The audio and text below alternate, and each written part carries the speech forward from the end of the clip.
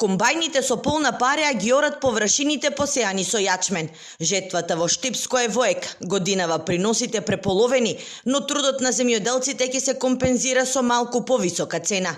Ако лани килограм јачмен на стартот од жетвата се откупуваше за помалку од 8 денари, годинава цената е за 2 денари повисока.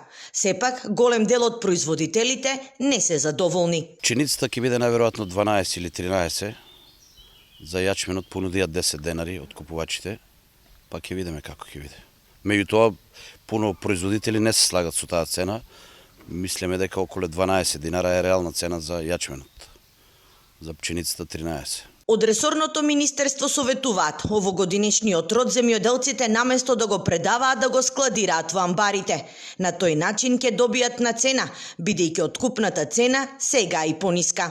Сите оние кои имаат можност да ја складираат, би било можеби корисно и паметно да го складираат јачменот и сепак да се очекува малку и подобра цена што е од ова денес. Затоа што знаеме дека и некаде зимово се постигна, некаде околу март, април месец се постигне многу повисока цена и на јачменот и на пшеницата. Приносите се движат од 4 до 4,5 тони, но во зависност од регионот. Во Штипско-Карбинскиот регион родот е најмал. Лошите временски услови си го зедоа данокот, а производителите ќе бидат задоволни ако успеат да ожнеат по 2 тони од хектар.